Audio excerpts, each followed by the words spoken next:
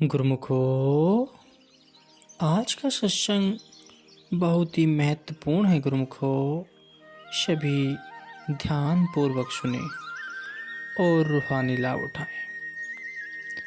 भगवान विष्णु वैकुंठ में सिंहासन रूढ़ अपनी बनाई हुई सृष्टि के विषय में सोच रहे थे।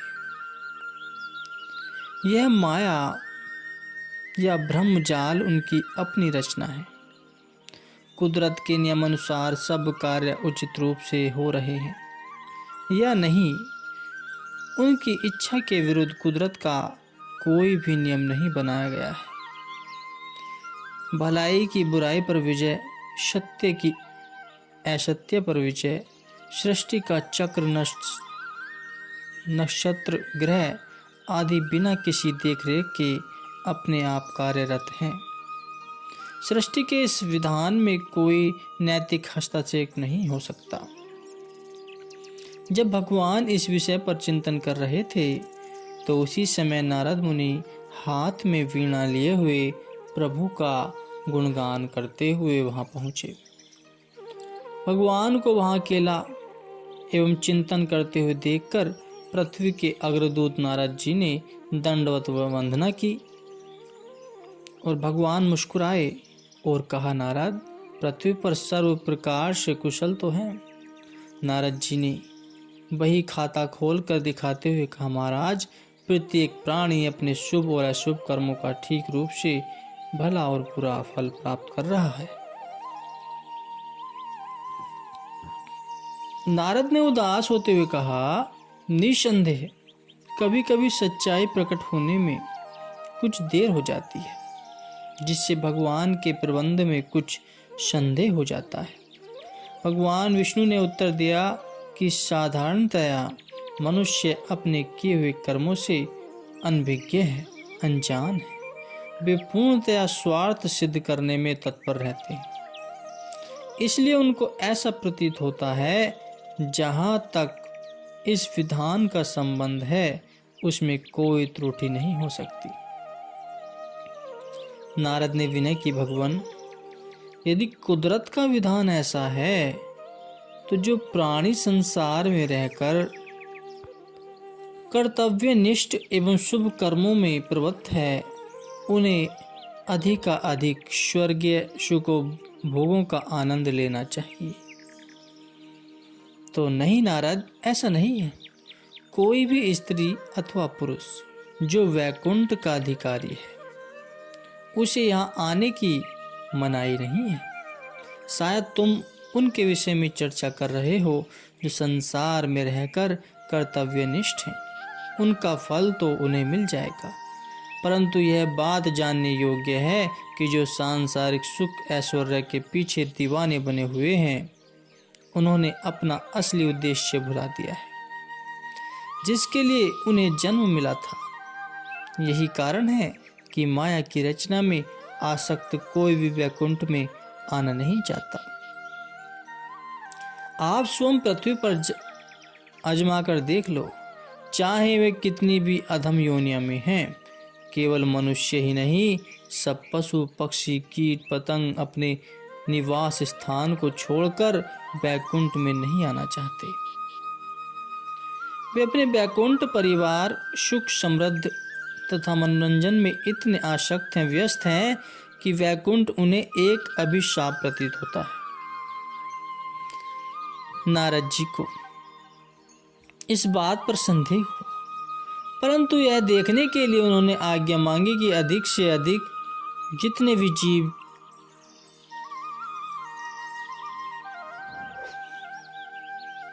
भी जीव ला सकता हूँ, उनके विचार अनुसार वैकुंठ शीघ्र खचाखच भर जाएगा। उनका विश्वास था कि वे सुखदायी वैकुंठ में जीवों को लेकर उनके कष्ट क्लेश दूर करने में समर्थ होंगे।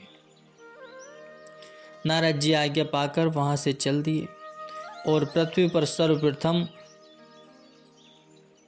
स्वर से अपना प्रयोग आरंभ किया। उनके विचार अनुसार पृथ्वी की समस्त योनियों में यह अधम है। नारद जी को इसमें नाम मात्र भी संदेह नहीं था कि वह उनके प्रस्ताव को ठुकराए, उन्होंने उनसे चर्चा आरंभ की कि प्यारे सुअर, तुम कितने भाग्यशाली हो कि तुम मेरे साथ वैकुंठ में चलने का सुअवसर तुमको मेरे साथ स्वर्ग में चलने का सुअवसर मिला है। नारद जी ने कहा। सुअर ने पहली बार वैकुंठ का नाम सुना तो हैरान हो गया। वह उसके विषय में और अधिक जानना चाहता था। सुअर ने नारद जी को सहानुभूति दर्शाते हुए कहा कि तुम्हारे वैकुंठ की विशेषता क्या है? ओ वैकुंठ तो वैकुंठ है, क्या तुमने इसके बारे में नहीं सुना? यहाँ तक कि ऋषि मुनि संत महात्मा अनेकों वर्ष जप तप आदि करते हैं, परंतु वहां तक नहीं पहुंच पाते। तुम्हें वहां पर जो चाहिए वही मिलेगा, महान अग्रदूत ने समझाया। क्या वहां पर मेरे मनोरंजन के लिए शुअर होंगे? क्या मेरा भोजन और गंदगी के ढेर मेरे लौटने के लिए होंगे? शुअर ने पूछा।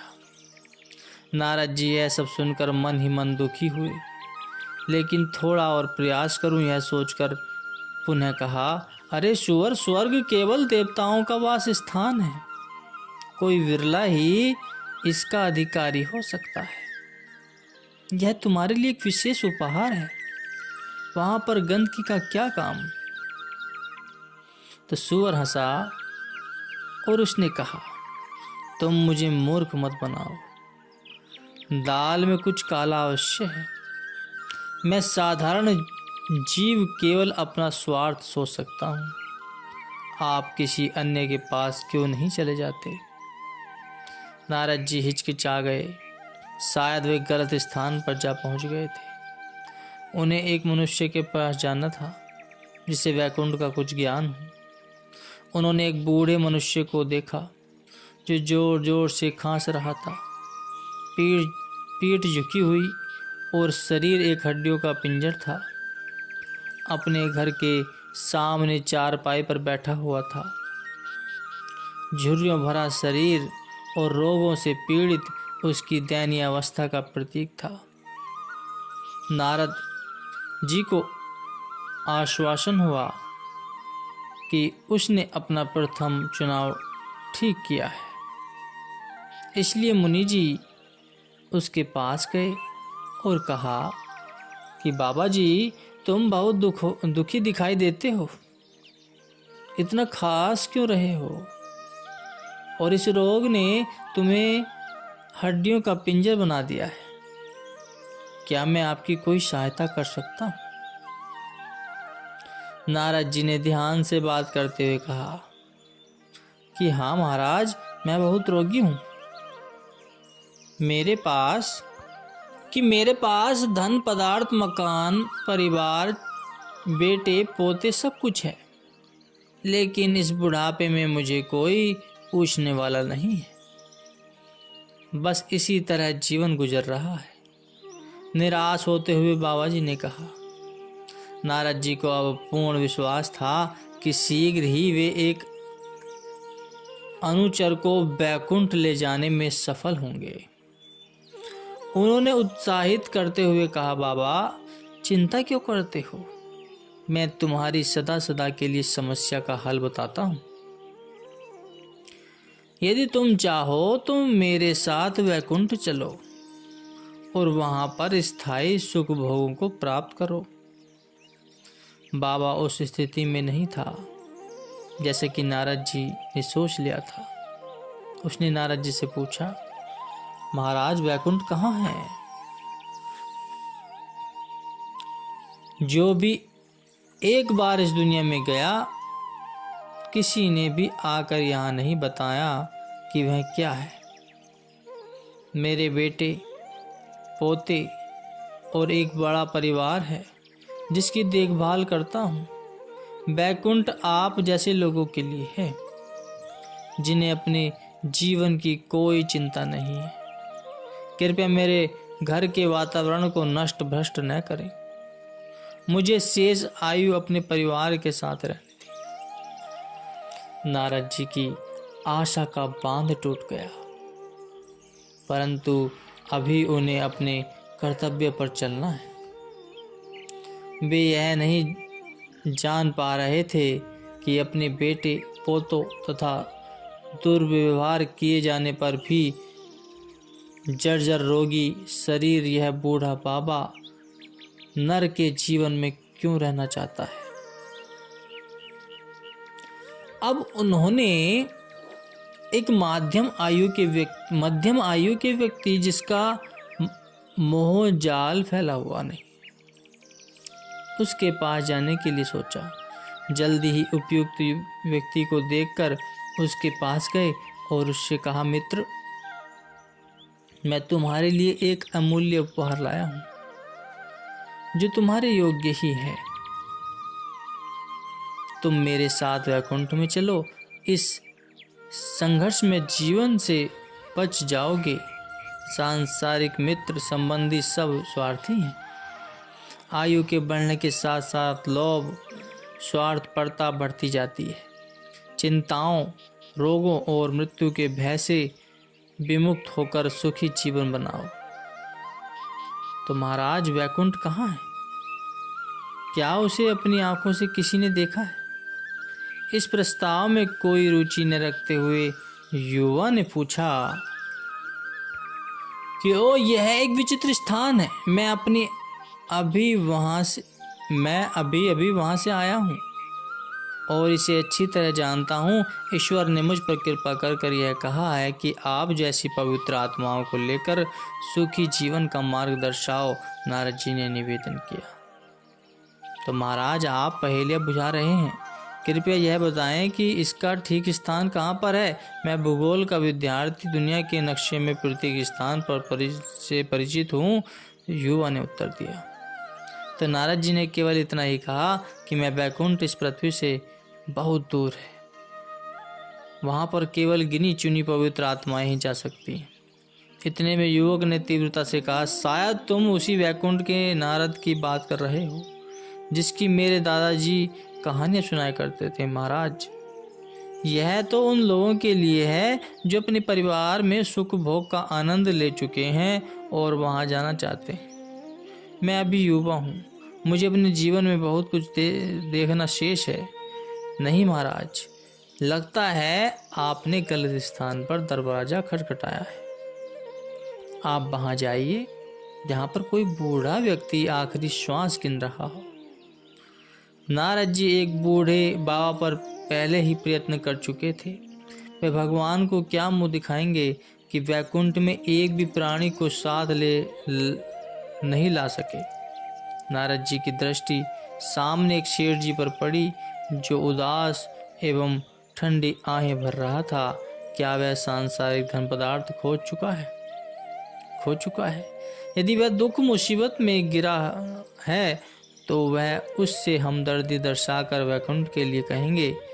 ऐसा सोचकर नारद जी उस दुकान पर गए और सहानुभूति दर्शाते हुए कहा कि सेठ जी, लगता है तुम किसी गहरी चिंता में डूबे हुए हो। मेरे योग्य कोई सेवा हो तो बताओ। कि नहीं महाराज, यह आपके बस की बात नहीं है, मुझे काफी घाटा पड़ा है।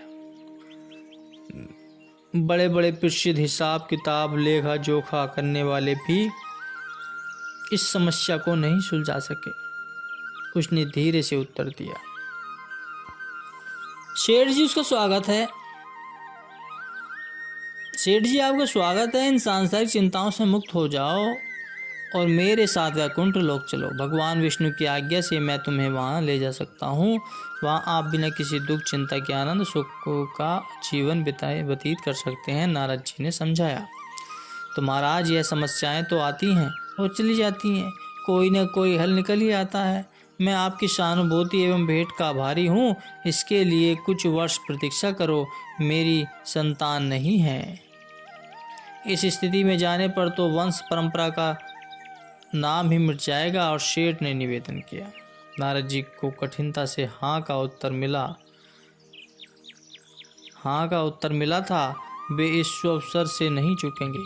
थोड़े वर्षों की बात है, भगवान से भेंट कर लेंगे। वे वहां पर 10 वर्ष पश्चात आए और देखा कि 2 बच्चे सेठ के घर के बाहर खेल रहे हैं। अब तो सेठ इनकार नहीं करेगा, परंतु नारद जी भूल में थे। सेठ ने जैसे ही नारद जी को देखा, तुरंत उसके चरण छुए और प्रार्थना की कि यद्यपि उसने वचन दिया था, परंतु छोटे बच्चों की देखभाल छोड़कर जाना उचित नहीं है। जब वे बड़े होकर अपनी जिम्मेवारी संभाल लेंगे तो मैं 1 मिनट भी आपके साथ चलने के लिए देरी नहीं लगाऊंगा। उसने दोबारा वचन दिया। बेचारा नारद अन्य किसी के पास जाने की अपेक्षा सेठ पर आशा लगाए प्रतीक्षा करने लगे। वह चाहे भगवान के पास देर से जाएगा, परंतु अकेला मुंह नहीं दिखाएंगे। कुछ वर्ष बाद नारद जी सेठ के घर वापस आए और विदित हुआ कि दुर्भाग्यवश उसकी मृत्यु हो चुकी है। नारद जी ने देखा कि उसी घर में वह बैल की योनि में पुनर्जन्म ले चुका है। नारद जी ने उसे बोलने की शक्ति दी। क्या बैल वैकुंठ जाने के लिए तैयार है? बैल ने कहा, नारद जी, चाहे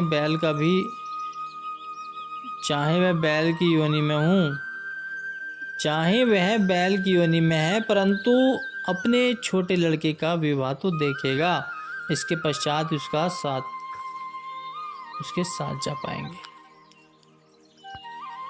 इससे दूसरी बार नारद जी ने उसे कुत्ते के रूप में देखा। पहले सेठ आत्मा बैल रूप में थी, अब वही सेठ कुत्ता योनि में द्वार पर बैठा है।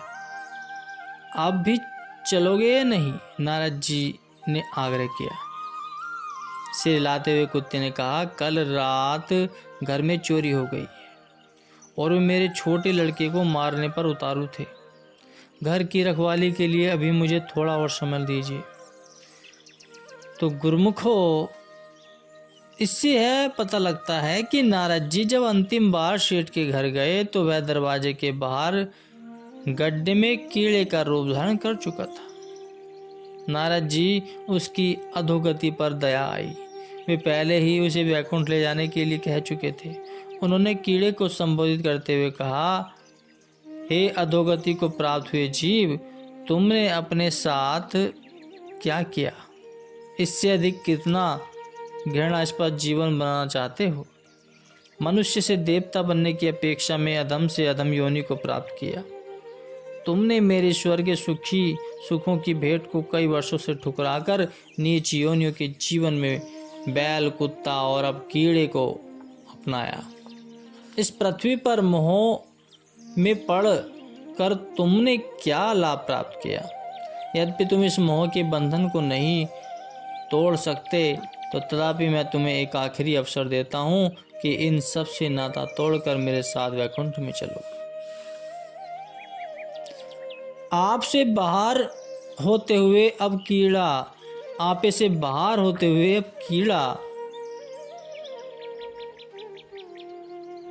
रूप सेठ की बारी थी।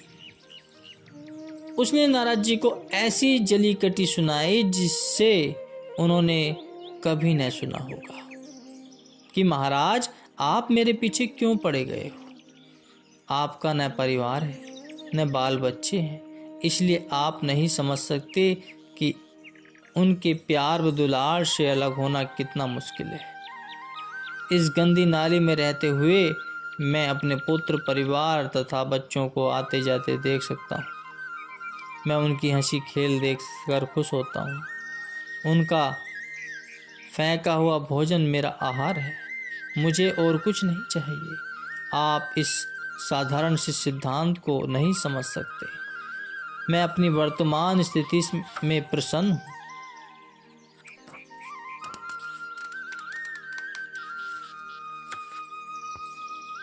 और वैकुंठ के पिंजरे में बंद न होना चाहता हूँ। आखिरकार मैं अपने प्यारे बच्चों के बीच में हूँ, चाहे किसी भी योनि या आकार में हूँ। मैंने आपको वचन दिया था, मुझे खेद है कि मैंने गलती की थी।